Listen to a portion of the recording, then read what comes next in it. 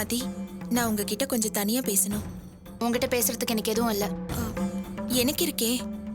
இத பாரு, தேவையில்லாம இங்க வந்து பிரச்சனை பண்ணாத. இல்ல, நான் உங்ககிட்ட மன்னிப்பு கேட்கறதுக்காக வந்திருக்கேன்.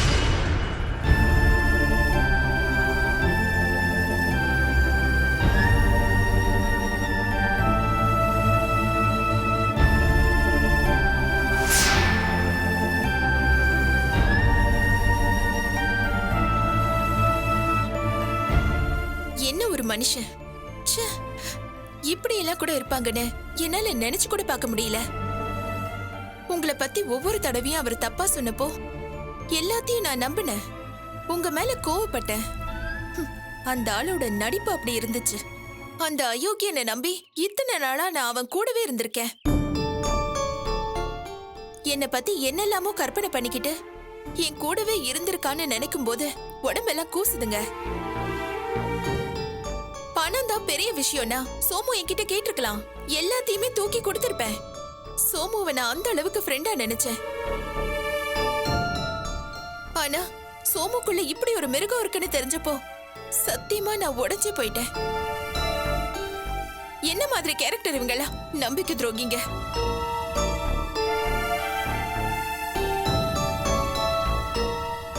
சாரி மதி, சோமுவோட ஒரிஜினல் முகம் தெரியாம நான் உங்களை அவசரப்பட்டு பேசிட்டேன்.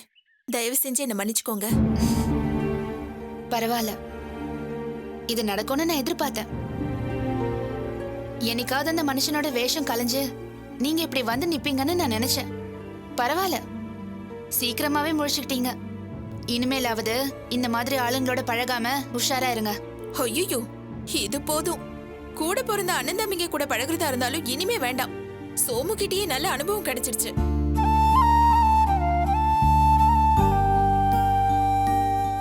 மதி, உங்களை நினைச்சா மனசுக்கு ரொம்ப கஷ்டமா இருக்கு மதி. பிரெக்னெண்டா இருக்கப்ப கூட நீங்க வேலை செய்யணுங்கிற கட்டாயத்துல இருக்கீங்கல்ல? அதெல்லாம் ஒண்ணும் இல்ல, நான் இப்ப நிம்மதியா தான் இருக்கேன். சொல்றேன்னு தப்பா எடுத்துக்காதீங்க. சோமு கிட்ட பேசி அவரை திருத்தி ஒரு நல்ல வழிக்கு கொண்டு வர பாருங்களேன். ஏன் ரஞ்சினி, என் இடத்துல இருந்திருந்தா நீங்க என்ன பண்ணுவீங்க? எல்லா தப்பையும் அவங்க பேர்ல வச்சுக்கிட்டு என்ன குத்தம் சொல்றதுலே குறியா இருந்தாங்க. போதும் போதுங்கிற அளவுக்கு எல்லாத்தையும் சகிச்சுக்கிட்டேன். அதுக்கு மேலையும் இனிமே பொறுக்க முடியாதுங்கிற நிலைமை வர வரைக்கும் எல்லாத்தையும் தாங்கிட்டு தானே இருந்தேன். அவங்க தயவோட வாழணுங்கிற அவசியம் எனக்கு இல்லையே. என் குழந்தைக்கு இனிஷியல் தான் பிரச்சனைனா அது இல்லாம வாழறது எப்படின்னு அதுக்கு கத்து கொடுப்பனே தவிர இதுக்கப்புறம் அவங்க காலை பிடிச்சு கெஞ்சி வாழ்ற அந்த கேவலமான வாழ்க்கைய நான் தேடி போக மாட்டேன்.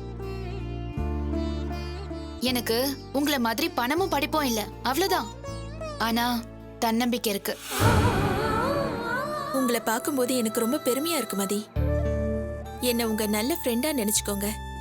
உங்களுக்கு எப்பவாவது ஏதாவது உதவிகள் தேவைப்பட்டா தயவு செஞ்சு என்ன கூப்பிடுங்க. கெட்டதுலயும் ஒரு நல்லதுன்னு சொல்லுவாங்க. சோமு தன்னை நல்ல மனுஷனா காட்டிக்கணுங்கிறதுக்காக என்னோட பழைய லவரை தேடி பிடிச்சு கூட்டிட்டு வந்தாரு.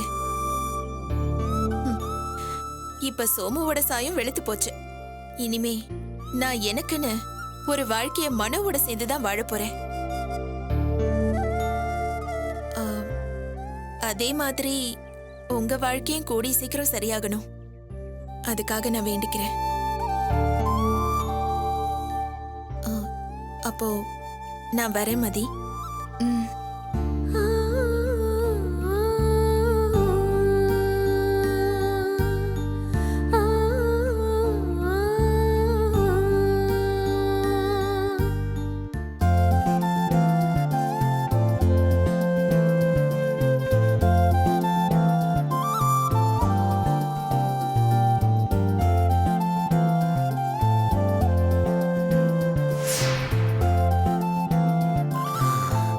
என்ன சுப்பு, இப்ப சந்தோஷம் தானே? எல்லாம் இவ்வளவு சுமூகமா முடியும்னு நான் எதிர்பார்க்கவே இல்ல. நித்யா சொன்னதுல இருந்து மனசுக்குள்ள ஒரே பயமாவே இருந்தது.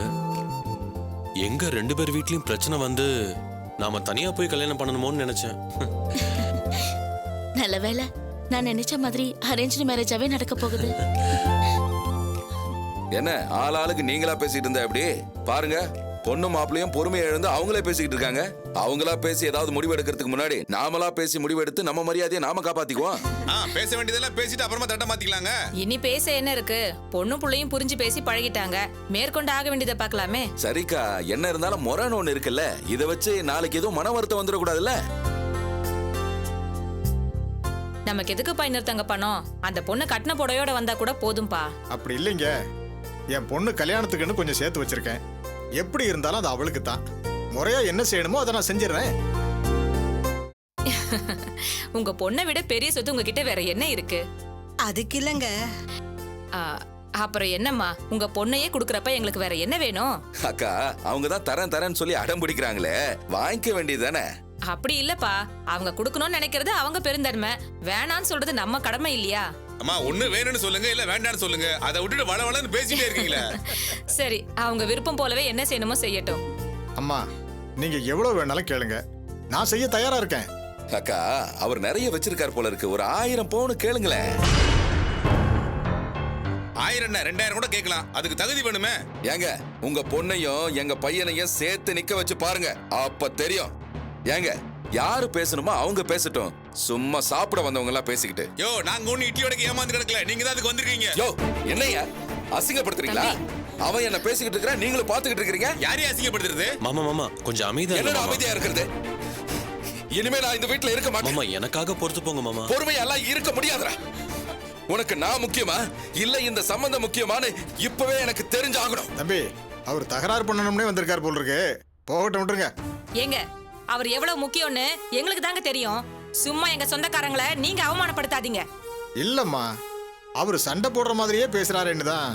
அது வேற இது வேற. இப்ப எங்க ஆளுங்க உங்க சொந்தக்காரங்களை அவமானப்படுத்தினா சும்மா இருப்பீங்களா? அவமானப்படுத்தி தான் பாருங்க. நான் சொல்லல, இவங்க குடும்பமே மரியாதை தெரியாத குடும்பம்.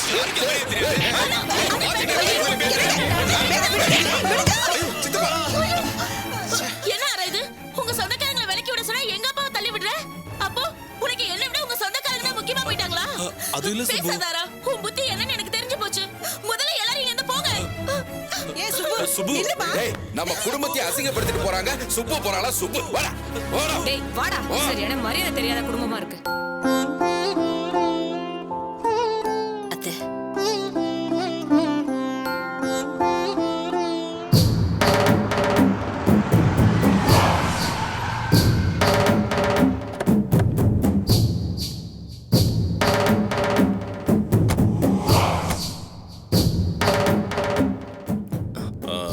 சஞ்சய் போய் பாட்டியை கூட்டிட்டு வா. சரிப்பா. போ.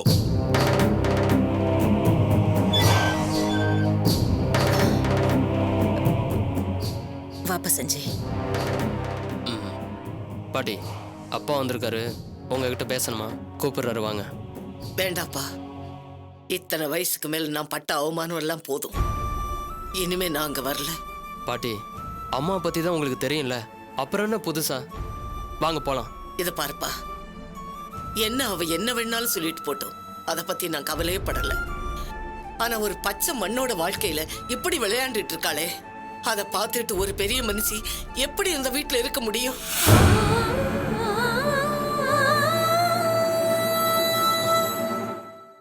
எதுவா இருந்தாலும் நம்ம வீட்டுல வச்சு பேசி தீக்காம இங்க வந்து உட்காந்துருக்கீங்க. என்னப்பா பேசுற? இதுவும் நம்ம வீடுதான், எல்லாம் நம்ம ரத்த சொந்தங்க தான்.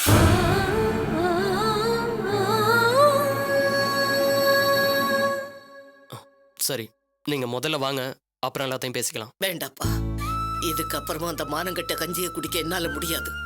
தயவு செஞ்சு என்ன தப்பா நினைக்காத. பாட்டி, இப்போ உங்களை கூட்டிட்டு போறதுக்கா வந்திருக்கான்? வாசல்ல உங்க புள்ள நிக்கிறாரு, உங்களை பார்த்து ஏதோ பேசணுமா?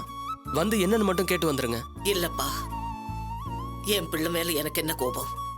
அவனை நான் எப்ப வேணாலும் பார்த்துப்பேன்.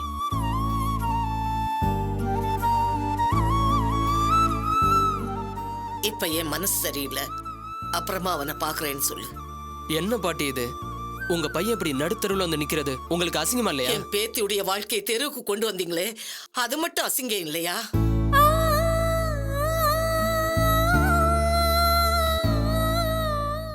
இப்ப நீங்க வர போறீங்களா இல்லையா? நான் வரலப்பா.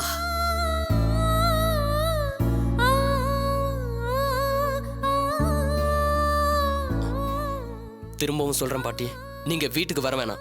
அப்பாவை பார்த்து 2 வார்த்தை பேசிட்டு வாங்க. தம்பிதான் இவ்வளவு தூரம் சொல்றான்ல, போய் தான் ஒரு வார்த்தை பேசிட்டு வாங்களேன்.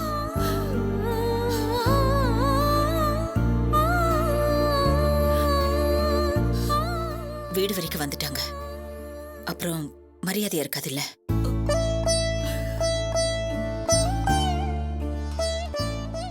என்னன்னு தான் கேட்டுட்டு வந்துருங்களேன்.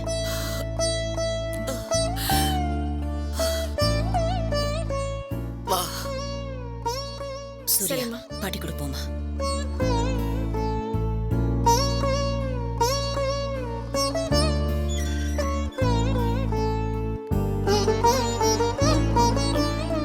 அம்மா, என்னம்மா நீங்க ஏன் இப்படி பண்ணிட்டீங்க?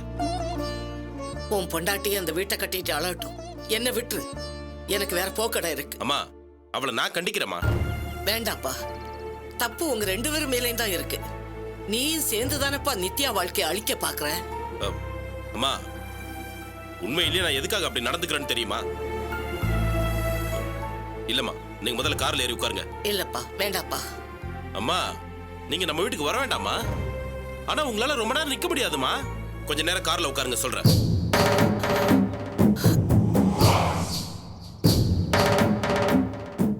அம்மா, இனிமே யார் வீட்டு வாசப்படியை நான் மிதிக்க கூடாதுன்னு நினைச்சனோ அவங்க வீட்டுக்கே நீங்க வந்திருக்கீங்க. உங்களுக்காக காரை விட்டு இறங்கி அவங்க வீட்டு வாசப்படியை நான் மிதிக்கிறேம்மா. பரவாயில்லம்மா, 4 பேர் பாக்குறப்ப துறைய பாரு, பஞ்சாயத்து வச்சு அவங்க அம்மா கிட்ட பேசிட்டு இருக்கான்னு தெரியணுமா? அம்மா, நான் உங்களை எதுலையுமே கட்டாயப்படுத்தலம்மா. உங்களுக்கு உங்க பெரிய மருமக வீட்டுல கொஞ்ச நாள் இருந்துட்டு வரணும்னா தாராளமா இருந்துட்டு வாங்கம்மா.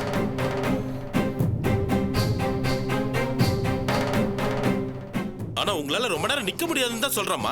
அதனால தான் வண்டியில உட்கார சொல்றேன். வாங்கம்மா, வண்டியில உட்காருங்க, பேசுவோம். வண்டியில உட்காருங்கம்மா. மா, என்ன நடந்துச்சு நான் சொல்றேம்மா. என் மேல தப்பு இருந்தா நீங்களே சொல்லுங்கம்மா, நான் மாத்திக்கிறேன். மா, சொன்ன கேளுங்கம்மா, வண்டியில உட்காருங்க.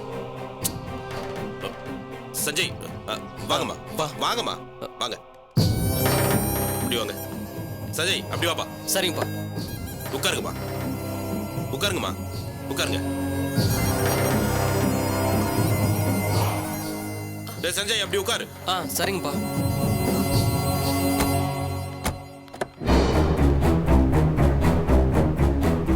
துரை, என்கிட்ட என்னப்பா பேசணும்? சொல்லு துரை. என்னப்பா துரை? என்ன என்ன துரை? சூர்யா, சூர்யா, துரை நில்லடா, வண்டியை நிறுத்தடா, வண்டியை நிறுத்து. ஐயோ, ஐயோ, ஐயோ, சூர்யா, வண்டியை நிறுத்தடா. அம்மா, மா, மா, என்ன குட்டி, என்னம்மா அது? புள்ள பிடிக்கிற ஆளுங்க மாதிரி பாட்டியை பரபரப்பா கார்ல ஏத்தி கூட்டிட்டு போறாங்க. உன் சித்தப்பன் புத்தியா தானே? இப்ப என்னம்மா பண்றது? இரு, நித்யா விவகாரம் முடிகிற வரைக்கும் நம்ம கொஞ்சம் பொறுமையா தான் இருந்தாகணும். பாப்போம்.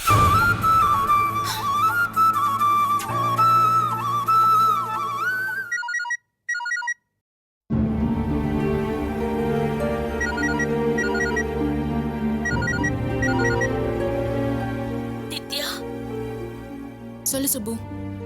எல்லாமே முடிஞ்சு போயிடுச்சு நித்யா. புரியல. எங்களோட என்கேஜ்மெண்ட் நின்னு போச்சு. ஏன், என்னாச்சு? உனக்கு நடந்ததேதான். அப்படின்னா நம்பிக்கை துரோகம். எனக்கு நிஜமா புரியல. எனக்கே புரியறதுக்கு ரொம்ப நேரம் ஆச்சு. நீ சொன்ன மாதிரி லவ் பண்றாங்களேன்னு சொல்லி பசங்களை நம்பவே கூடாது. என்கேஜ்மெண்ட் அப்போ எங்க வீட்ல இருந்து எத்தனை பவுன் வேணா போடுன்னு சொன்னாங்க நித்யா. ரொம்ப நல்லவங்களாட்டும் வேணா வேணாங்கிற மாதிரியே பேசிட்டு 1000 பவுன் வேணுமா அப்படியே அதை வச்சு சண்டை இழுத்துட்டாங்க. கடைசியா யாரோ ஒரு சொந்தக்காரனுக்காக ஹாரா எங்க அப்பாவே அடிச்சிட்டான். இப்ப எதுக்கு அழுகுற? அவங்கள பத்தின உண்மை தெரிஞ்சு போச்சுல்ல, அதை நினைச்சு சந்தோஷப்படு. உண்மையா இதான் அவங்களோட கேரக்டர். இப்ப புரியுதா? எங்கேயோ தூரத்துல இருக்கிற சொந்தம் கூட அவங்கள பொறுத்த வரைக்கும் முக்கியமானவங்க. ஆனா நம்ம அப்பா அம்மானா பிச்சைக்காரங்களை விட கேவலமானவங்க அப்படிங்கிற நினைப்பு அவங்களுக்கு. நடந்ததெல்லாம் நல்லதுக்குன்னு நினைச்சுக்கோ. எதுவா இருந்தாலும் நம்ம அப்பா அம்மா பார்த்து வைக்கிற வாழ்க்கை தான் நமக்கு நல்லா இருக்கும். எங்க எனக்கு இப்பவே வாழ்க்கை வெறுத்து போச்சு. எதையும் மனசுல வச்சுக்காத. நான் உன்னை நேர்ல வந்து பாக்குறேன். விடு நித்யா, அதெல்லாம் எனக்கு எந்த வருத்தமும் இல்ல. மனசுல இருந்து எல்லாத்தையும் தூக்கி எறிஞ்சிட்டேன். எனக்கும் வீட்டுக்குள்ள இருக்கிறதுக்கு ஒரு மாதிரியா தான் இருக்கு. நான் நாளைக்கு வந்து உன்னை நேர்ல பாக்குறேன். சரி வா, நான் வீட்ல தான் இருப்பேன்.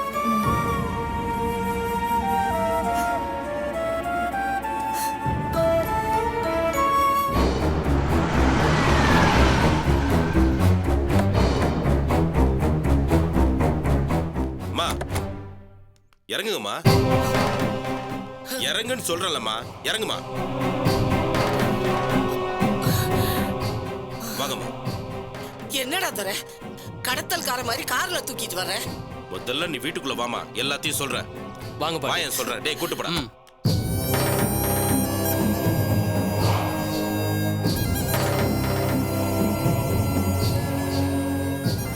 வாமா வா. ஏ வசந்தா, ஏ வசந்தா இங்க வா. வரேங்க. வா. என்னங்க? மன்னிப்பு கேளு. என்னப்பா தோற? மா நீ சுமாருமா.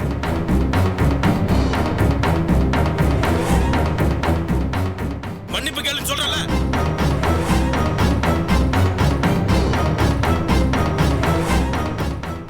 என்ன மன்னிச்சிருங்க. என்ன தோற எப்படி பண்ற? மா நீங்க இந்த வீட்டு மகாராணிமா, உங்களை வெளியே அனுப்பிச்சிட்டு எங்களை இங்க என்ன பண்ண சொல்றீங்க? நான் மட்டும் என்னப்பா இங்க இருந்து பிரியப்பட்டா போனேன். இந்த மாதிரி கொடுமையெல்லாம் என்னால பார்த்துக்கிட்டு இருக்க முடியாதப்பா.